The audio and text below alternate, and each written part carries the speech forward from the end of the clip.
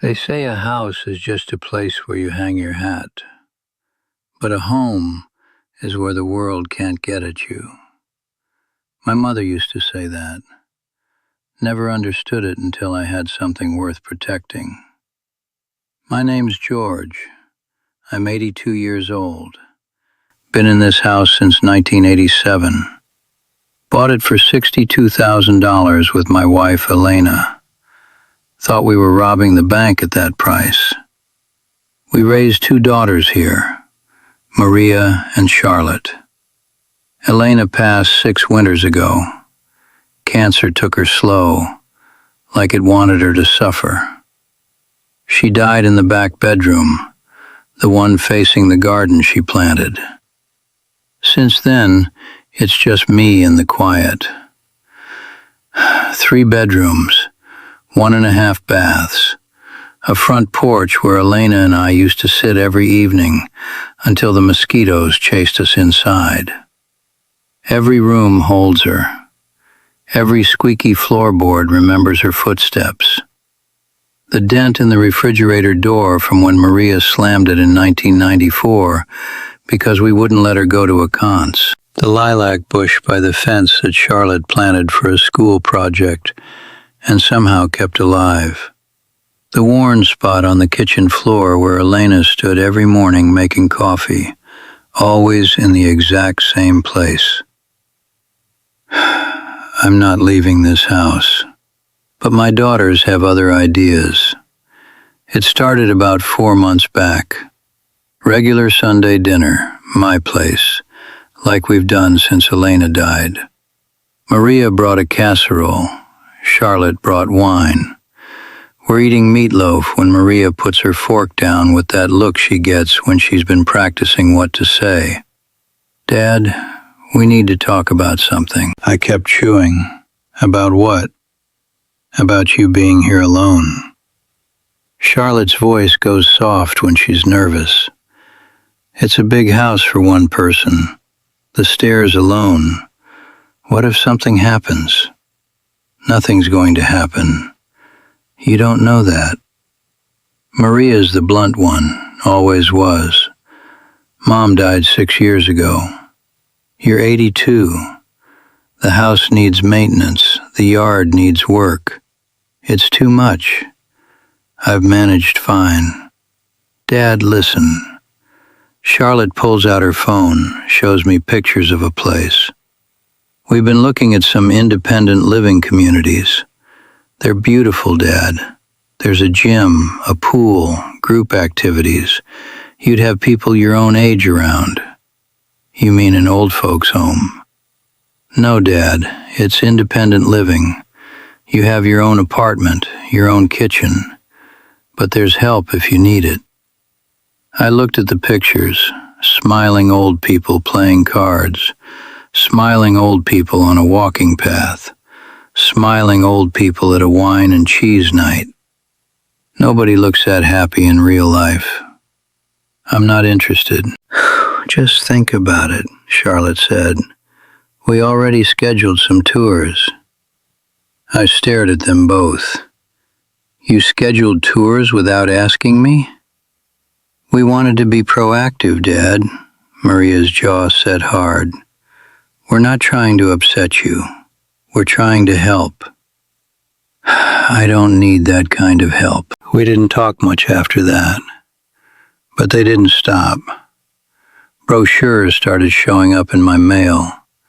Glossy things with words like vibrant lifestyle and worry-free living.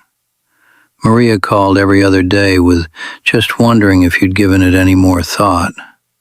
Charlotte sent text messages with links to articles about seniors living alone and the dangers of isolation. Every time I told them the same thing. I'm fine where I am. 2 weeks ago, I was out back checking on Elena's roses. Came in through the kitchen and heard voices in the living room. Maria and Charlotte. Thought I was still outside. He's not going to agree, Charlotte said. I could hear the worry in her voice. Then we need to push harder. Maria's voice was lower, tighter. Dad's stubborn. You know that. Push how? Look, I talked to Mark's brother. You know, the real estate agent. He came by last week and looked at the house casually, just as a favor. Charlotte, you had someone look at the house without telling Dad? I had to know what we're dealing with. And he thinks we could list it at $750, maybe $8. Easy. This neighborhood's blown up since we were kids. I felt my hand grip the door frame. Maria, we're not just. Charlotte, be realistic. If something happens to Dad and we haven't planned, we're looking at probate, lawyers, months of headache. The market could shift. We need to get ahead of this. Get ahead of what? Get him somewhere safe where we know he's taken care of, and start thinking practically about the assets. That word, assets. Not Dad, assets. I walked back outside, quiet as I could, sat on the porch step for an hour, watching the street. The street where Maria learned to ride her bike, where Charlotte chased the ice cream truck every summer, where Elena and I waved goodbye to the girls on their first day of school, their first dates, their weddings. Assets. That night I got on my computer, looked up my address on Zillow. Estimated value, $789,000. Almost $800,000 for the house we bought for $62. I stared at that number until my eyes blurred. Then I looked up independent living costs. Those beautiful places with the pools and the wine and cheese nights. Between $4,000 and $6,000 a month, sometimes more. I've got my pension. I've got Social Security. About $150,000 in savings from Elena's life insurance and what we put away over the years. Do the math. 4 years, maybe 5. Then what? Medicaid. They take everything. The house, the savings, everything Elena and I built. I'd die with nothing to leave them anyway, and I'd die in a place I never wanted to be. I started wondering something else. Could they make me? I'm 82. My mind's fine. I know what I had for breakfast. I pay my own bills. I drive to the grocery store every Tuesday. But what if they found a doctor who said different? What if they got lawyers involved? I didn't know the answer, so I found someone who did. Elder law attorney, name's Margaret, same as my wife's name. Felt like a sign. Her office was small, cluttered with files. She listened to the whole thing, didn't interrupt once. When I finished, she said, "George, let me start with the most important thing. Are you competent?" "I'm sitting here, aren't I?" She smiled. "I mean legally. Can you tell me the date? Who's the president? Do you manage your own finances?" "Yes, yes, and yes." "Then nobody can sell your house out from under you. Not your daughters, not anyone. Even if they have power of attorney, that only kicks in if you're incapacitated. Right now, you're in complete control." I felt something I hadn't felt in months. Relief. Whew. "But," she said, and my stomach dropped, "you need to protect that control. When did you last update your will?" 2002, maybe. Elena was still alive. "Then we've got work to do. Laws change. Your situation's changed. We need to make you, or wishes ironclad." "What do I need?" She pulled out a yellow legal pad. "First, we update your will. Second, we put the house in a Revocable Living Trust. That means you control it completely while you're alive, but it passes directly to your daughters when you're gone without probate. Third, we update your healthcare directive and financial power of attorney. You choose who makes decisions if you can't, not them. You. I hired her right there. Took 3 weeks. Meetings, paperwork, signatures, notaries. I named Charlotte as my healthcare proxy. She's softer, less likely to get steamrolled by Maria. I split everything equally, fair as fair can be. And I added one line in the trust documents, clear as glass. The trust property, including the primary residence located at 214 Maple Street, shall remain occupied by the grantor for as long as he desires. No sale, transfer, or relocation shall occur during the grantor's lifetime without his express written consent.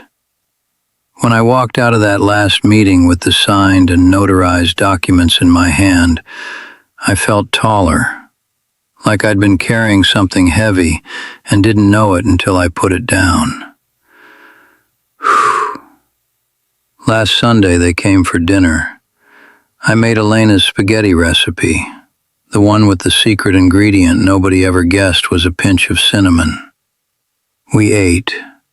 We talked about Charlotte's new job, Maria's oldest starting high school. Norma. My stuff. Then I said, I've got something to show you both. They looked at each other. Maria's fork stopped halfway to her mouth. I laid the documents on the table. I know you've been worried. I know you've been making plans. And I know Maria had a real estate agent look at the house. Maria's face went white.